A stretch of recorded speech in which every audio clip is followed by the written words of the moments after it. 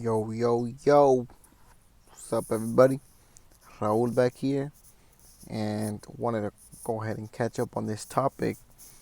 Got a little list of all the videos that are coming up, all the different topics. You know, that way, I can go ahead and broadcast my journey and then help people, you know, throughout my journey and then help myself. All right, cool. So today's topic is being scared of taking a risk. And let's just dive into it. So, right now, okay, so I graduated the year of 2021. That's when I graduated high school, June 16th, 2021. And that was on a Friday. And then on Monday, previous to that, I had already been working with an insurance firm. And so, before I graduated, I was already studying for the state license. I was already going to meetings. I was already involved in that momentum, and I had momentum in that field, in that industry. Cool. So graduate June 16th, 2021. Saturday, Sunday, Monday, I'm in the office. You know what? No. I waited 8 days. I took 8 days off. I guess I took a week off, I guess. So then the following week, probably also already like the end of June, boom, I'm in the office Monday morning. And I'm excited. I'm excited because look, and check this out. I wasn't even of age to actually legally work for the firm.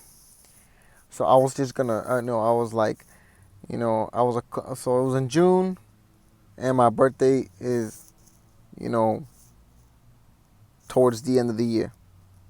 So I still had a couple months before I officially turned 18, and I can actually legally work for the firm, for the insurance brokerage.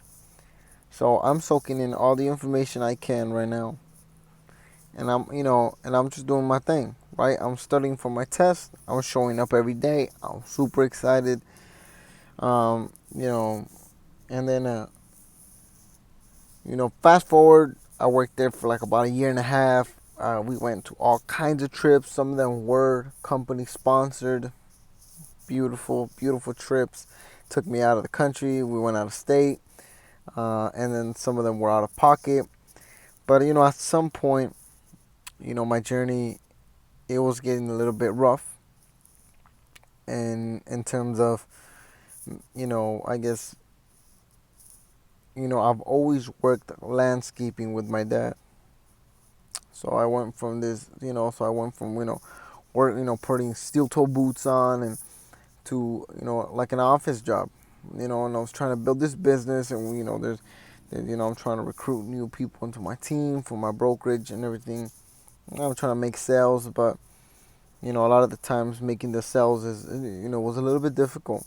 Um, but I do give props to myself that I was able to turn nothing into something. I was able to sometimes get clients from thin air, bro, and it's crazy how I just had a great work ethic, man. I was on the phone, 100 calls, bro. Making all these calls, getting on appointments. But the pipeline, eventually started getting a little bit slower. Not making too many sales. And my parents questioning, hey, are you making any money? And I have I have pride. I have pride. So I never officially ever asked them for a loan. I never asked nobody, nothing, nothing, nothing. I paid everything. If I was going out of state for a convention or a meeting, I paid it. Uh, you know, but I struggled to make a savings. Because I was just making enough. Just essentially not exactly living paycheck to paycheck, man. But I mean, I never really saw like a pattern of, okay, I'm actually saving. I mean, I guess I was living paycheck to paycheck. I mean, just to cut the bullshit. Okay, so then last year or this year, like around March of this year, I left the brokerage, or no, like around. January, around January of 2023, like around June, January, like around the mid-January, January 9th, 10th, or the 11th, I decided to leave the brokerage. Now, I've known the people in the brokerage for a long time, maybe more than 2.5 years. Maybe, to me, it's a long time, I guess, because I would see them every day, every day. And we formed a really nice bond. They were my mentors. I know they really cared about, and they really did see the potential in my charisma or just the way I spoke to clients and whatnot. And yeah, it was a difficult decision to make to leave the brokerage. But regardless of that, I had my reasons. Maybe I didn't get too much deep into it, but regardless, I had my reasons. To leave. And to this day, I believe it's still the correct choice. So going back to the topic, being scared of taking a risk. Well, now that I'm not working for this brokerage, where does that leave me? Right? Because I was working straight commission, brother. No salary, straight commission. So I just imagine a couple days pass by. You don't make no sales. You're not getting paid. Maybe a week, maybe sometimes even 2, 3 weeks pass by, and you haven't made a sale. And yeah, I went straight into it. I didn't have a part-time job. I didn't have nothing. I just was straight grinding. At the beginning, it was great. I think like even that I think my top month, I probably made like $3,400 in a month. And like I'm like 18, $3,400. I was like, who, like that was, and then every other month I'll probably make an average of 2,000, $2,500. So straight commission, brother.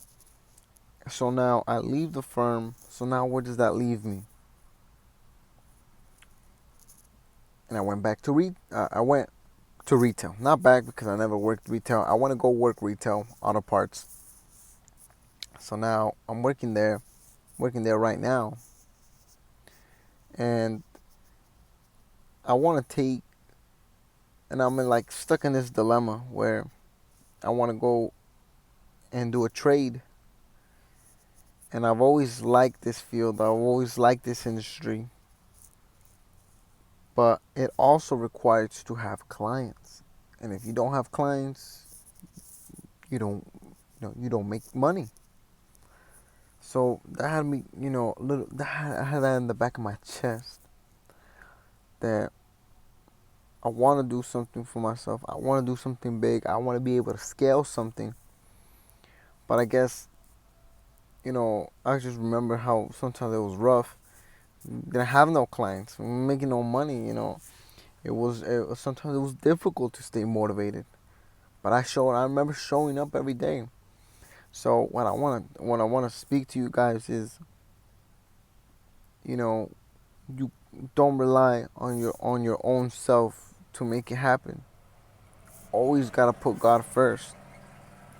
Always gotta put God first. Don't think that by your own flesh you're gonna make it.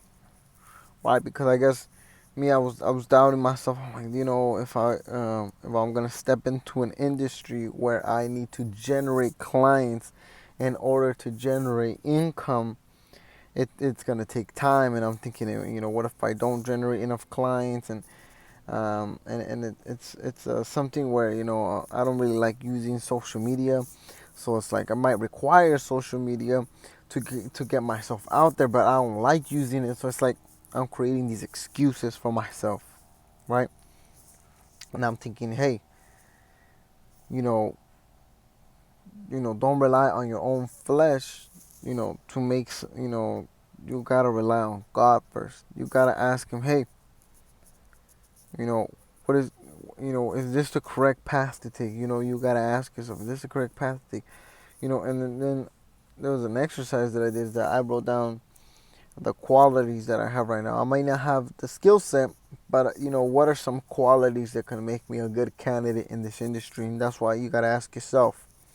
You gotta ask yourself, hey, what qualities do I have that can be used in the industry I want to work at, right? And then you gotta take some time to figure out what are those qualities. Are you good with people? Um, are you strong? Do you like jobs that require a lot of labor? Do you are you good on the phone? Do you know how are you good at marketing, whatnot? Like what you can't be. I can't be scared of taking that risk, and so maybe shouldn't you, right? Sometimes if you want to take that class, if you want to take that course, if you want to go back to school, all you what I suggest is just sit down and analyze. Write down a 1 year plan. Write down a 6 month plan. You know,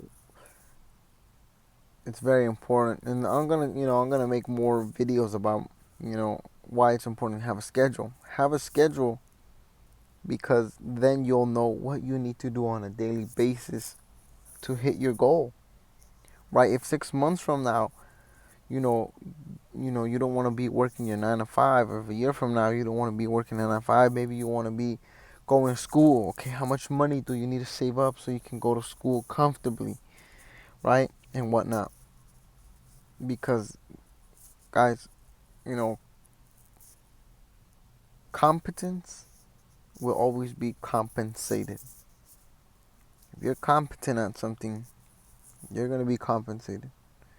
So you gotta take a little bit of time off the social media, take a little bit of time off the music, and ask yourself, what qualities do I have in the industry I would like to work in? Google different industries. There's a lot of stuff. Don't be scared to take that risk. Do it one step at a time, but do it. That's where the confidence comes in. Com- you know, Confidence also breeds competence, right? If you're competent and you're going at it, and because guys, there's no such thing as so much planning or over planning. You can't over plan your life either. Yes, write it down. Organize your thoughts. Write a little plan down. But at some point, you need to execute. You can't keep planning and planning and planning. Imagine if the architect is just stuck in,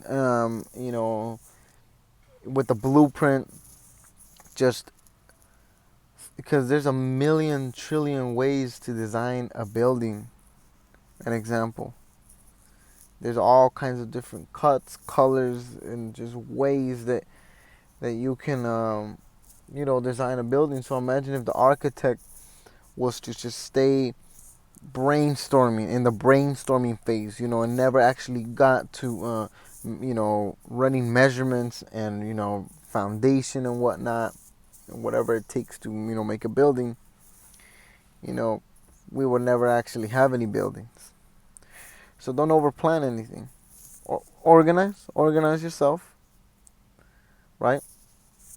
And then after that, you need to execute, and that's what's gonna give you confidence, right? Because now you know that your plan is competent, and it's not gonna be perfect, right? And your plan might completely just fail, but then you adjust right away, and then you move forward. You adjust as you go, but as long as you have something to play out with, you adjust and you go. You adjust and you go. All right. Peace.